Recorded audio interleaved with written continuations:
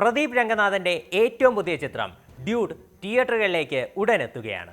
പ്രണയവും കോമഡിയും കുറച്ച് ആക്ഷനുമൊക്കെയായി പക്ക എന്റർടൈനർ ആകും സിനിമ എന്നതാണ് ട്രെയിലർ നൽകുന്ന സൂചന. ചിത്രത്തിന്റെ ഭാഗമായി പുറത്തിറങ്ങിയ ഊരും ബ്ലഡ് എന്ന പാട്ടൊക്കെ വൻ ഹിറ്റായിരുന്നു. ട്രെയിലറിനും മികച്ച അഭിപ്രായങ്ങൾ ലഭിച്ചു. ഓവർ മേക്കപ്പിന്റെ പേരിൽ നമ്മുടെ മമിത ബൈജു കുറച്ച് ട്രോൾ നേരിടേണ്ടി വന്നു ഒഴിച്ചാൽ മറ്റ് പ്രശ്നങ്ങളൊന്നും തന്നെ ഡ്യൂഡിനില്ലായിരുന്നു. പ്രദീപ് രംഗനാഥൻ അഭിനയിച്ച് മുൻപ് പുറത്തിറങ്ങിയ 2 ചിത്രങ്ങളാണ് ലവ് ടുഡേയും ഡ്രാഗണും.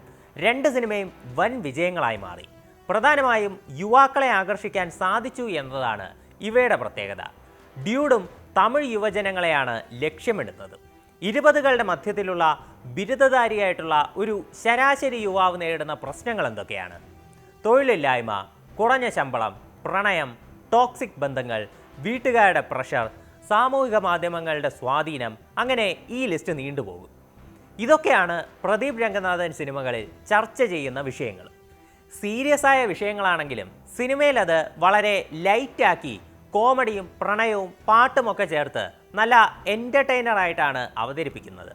ഇതിനോടൊപ്പം സാമൂഹിക മാധ്യമങ്ങളിലെ പോപ്പുലർ റെഫറൻസുകളും ട്രോൾ സ്വഭാവവും എല്ലാം കാരണം ടീനേജേഴ്സും ഈ ചിത്രങ്ങളെ ഏറ്റെടുക്കുന്നു.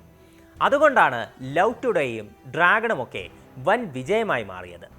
ഈ സിനിമകളിലെ സാമൂഹിക മാധ്യമങ്ങളിലെ റെഫറൻസുകൾ ഒഴിച്ചു നിർത്തിയാൽ ഏറെക്കുറെ ഇതേ വിഷയങ്ങളാണ് പഴയ ധനുഷ് ചിത്രങ്ങളുടെയും പ്രമേയമായിരുന്നത്. വിജയും ചെറിയ രീതിയിലാണെങ്കിലും ഈ തീമിൽ കൈവച്ചു പോയിരുന്നു. എന്നാൽ ധനുഷ് ചിത്രങ്ങളാകട്ടെ യുവാക്കളെ മടിയന്മാരും ഒന്നിനും കൊള്ളാത്തവരുമാക്കാൻ വേണ്ടിയുള്ള ആഹ്വാനങ്ങളാണ് ഇതേ തീം വെച്ച് ചെയ്തുകൊണ്ടിരുന്നത്. ഉദാഹരണം നോക്കാം. ധനുഷിൻ്റെ പൊല്ലാതവൻ എന്ന സിനിമയിലെ നായകൻ പഠനം കഴിഞ്ഞ് കൂട്ടുകാർക്കൊപ്പം ക്യാരംസും കളിച്ച് സമയം കളയുന്ന ഒരാളാണ്. അച്ഛൻ്റെ വാക്കനുസരിക്കാതെ തലതെറിച്ച നിലയിൽ തല്ലും പ്രണയവുമൊക്കെയായി നടക്കുന്ന ഒരാൾ. ഇനി പഠിക്കാത്തവൻ എന്ന സിനിമ നോക്കാം. വളരെ റെപ്യൂട്ടഡ് ആയ കുടുംബത്തിലെ +2 കഴിഞ്ഞ് പഠനം നിർത്തിയ ഒരാളാണ് ധനുഷിൻ്റെ കഥാപാത്രം. ഇയാൾ കൂട്ടുകാർക്കൊപ്പം കറങ്ങിയടിച്ച് തല്ലുമുണ്ടാക്കി നടക്കുന്നു. ഈ സിനിമയിൽ ഏ വെട്രിവേല എന്ന് പറഞ്ഞ് ഒരു പാട്ടുണ്ട്. അതിലെ വരികളാണ് ഏറ്റവും രസം. പുറച്ചി തലൈവര് എങ്കേട പഠിച്ചാറ്, ഡോക്ടർ പട്ടം കൊടുത്താറപ്പ, അയ്യ കലഞ്ഞര് എഴുതാതെ എഴുതാ, എന്ത കോളേജ് പോനാറപ്പ, നാൻ പഠിച്ച നല്ല പാഠം താൻ ഇത് എന്നാണ് അതിൻ്റെ വരികൾ. അതായത് MGRന് വലിയ വിദ്യാഭ്യാസമൊന്നും ഇല്ലെങ്കിലും ഡോക്ടർ പദവി ലഭിച്ചു.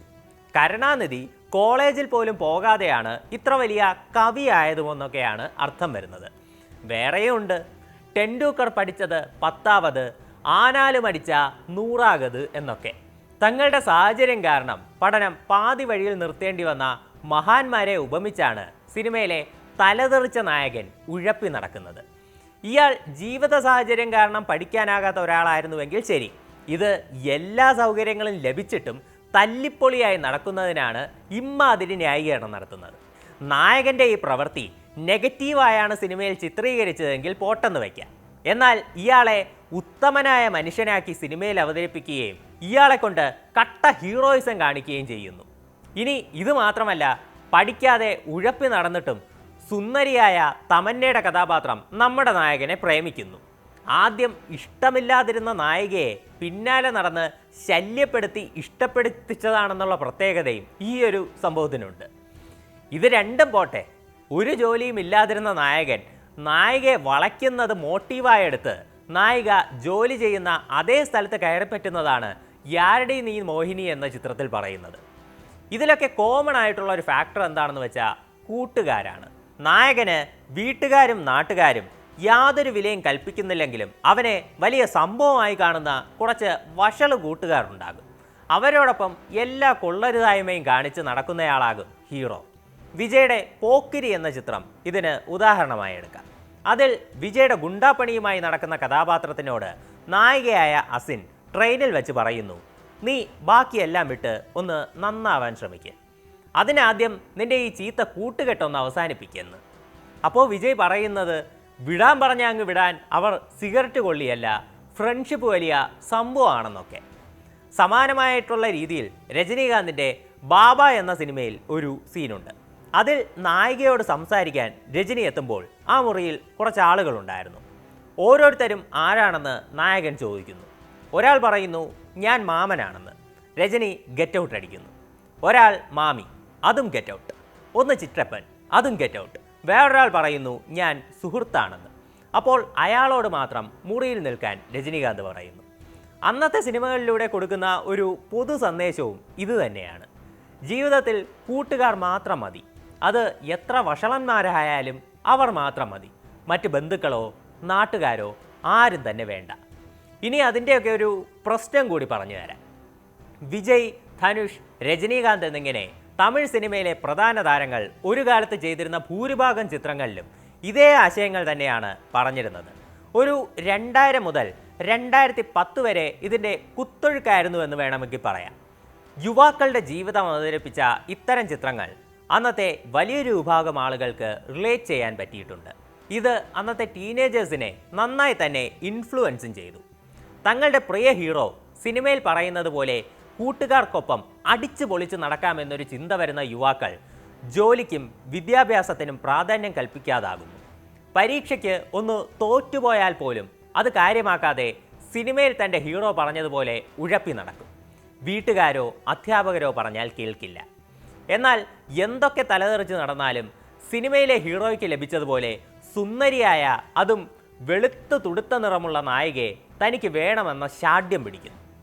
ഇതിന് പെൺകുട്ടികളുടെ പുറകെ നടന്ന് അവരെ ടോർച്ചർ ചെയ്യുന്നു. സമ്മതമില്ലെങ്കിൽ പ്രതികാര നടപടികൾ സ്വീകരിക്കുന്നു.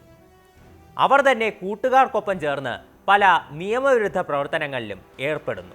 ലഹരി മരുന്നിന് അടിമകളാകുന്നു. പിന്നീട് വിദ്യാഭ്യാസവും കുടുംബവും ജോലിയും എല്ലാം പോയി ജീവിതം തന്നെ ഇരുട്ടിലാകുന്നു. ഇതൊന്നും കഥയല്ല. വലിയൊരു വിഭാഗം യുവാക്കൾ അത്തരത്തിൽ തെറ്റായ വഴിയെ പോയിട്ടുണ്ട്. കാരണം ഒരു കൂട്ടം സിനിമകൾ. നമ്മുടെ കേരളത്തിൽ പിന്നീട് സോഷ്യൽ മീഡിയ യുഗം വന്നപ്പോൾ ഇത്തരക്കാരെ കോളനി എന്നും കണ്ണാപ്പി എന്നും വിളിച്ച് കളിയാക്കിയിരുന്നതൊക്കെ ഒന്ന് ഓർത്തു നോക്കണം. ഇവിടെയാണ് പ്രദീപ് രംഗനാഥൻ്റെ സിനിമകൾ വ്യത്യസ്തമാകുന്നത്. അദ്ദേഹത്തിൻ്റെ ഡ്രാഗൺ എന്ന ചിത്രം ഉദാഹരണമായി എടുക്കാം. അതിലാദ്യം സ്കൂളിൽ വെച്ച് പ്രപ്പോസ് ചെയ്യുന്ന പെൺകുട്ടി നന്നായി പഠിക്കുന്ന തനിക്ക് പകരം ഒരു ഉഴപ്പനെ പ്രണയിക്കുന്നത് നായകനെ തകർത്ത് കളയുന്നു. അതുകൊണ്ട് കോളേജിൽ വെച്ച് അയാൾ പഠനമൊക്കെ സൈഡാക്കി വെച്ച് നല്ല ഒന്നാം തരം ഉഴപ്പനായി മാറുന്നു. നായകൻ്റെ ഉദ്ദേശം നടക്കുന്നു. വളരെ സുന്ദരിയായ ഒരു പെൺകുട്ടി കോളേജിൽ വെച്ച് അയാളെ പ്രണയിക്കുന്നു. പിന്നീട് സപ്ലിയൊക്കെയായി ഇറങ്ങുന്ന ഇയാൾ കോഴ്സും പൂർത്തിയാക്കുന്നില്ല. അതേസമയം ഇയാളുടെ കൂട്ടുകാർ അങ്ങനെ ഉഴപ്പി നടന്നില്ല. അവർക്ക് നല്ല ജോലിയൊക്കെയായി സെറ്റാകുന്നു. പിന്നീട് കോളേജിൽ വെച്ച് കലിപ്പനായ നായകനെ പ്രണയിച്ച അതേ പെൺകുട്ടി തിരിച്ചറിവുണ്ടായി ഇയാളെ ഉപേക്ഷിക്കുന്നു. ശരിക്കും അതാണ് ജീവിതത്തിൻ്റെ യാഥാർത്ഥ്യം. ഒരു ചോരത്തിളപ്പ് കൊണ്ട് ഉഴപ്പി നടന്നാൽ പിന്നീട് ലൈഫിൽ ഒന്നുമാകാതെ പോയി പോകും. നമ്മുടെ കൂടെ ഉണ്ടായിരുന്നവരെല്ലാം നമ്മളെ പിന്തള്ളി മുന്നേറുകയും ചെയ്യും. ഈ സിനിമയിൽ പിന്നീടും തെറ്റിൻ്റെ വഴി സ്വീകരിക്കുന്ന നായകൻ പൂർണ്ണമായി തകർന്നു പോകുന്നതാണ് തീം.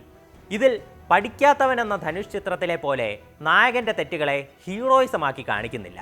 പകരം അവ തെറ്റുകളാണെന്ന് പ്രേക്ഷകരെ ബോധ്യപ്പെടുത്തുകയായിരുന്നു. ഡ്രാഗൺ മാത്രമല്ല, ലവ് ടുഡേയിലും തോറ്റുപോകുന്ന ഒരു നായകൻ തന്നെയാണ് ഹീറോ. ആ സിനിമയും ഇന്നത്തെ ജെൻസി കിഡ്സിന് നിരവധി സന്ദേശങ്ങൾ നൽകുന്നുണ്ട്. ഡ്യൂഡിൻ്റെ ട്രെയിലർ കാണുമ്പോൾ ഇത്തരം ചില ആശയങ്ങൾ തന്നെയാണ് ഇതിവൃത്തമെന്നാണ് സൂചന. എന്തായാലും കാത്തിരിക്കാം. വീണ്ടും തോറ്റുകൊണ്ട് പ്രദീപ് രംഗനാഥൻ നമ്മളെ പഠിപ്പിക്കുമോ എന്നറിയാൻ.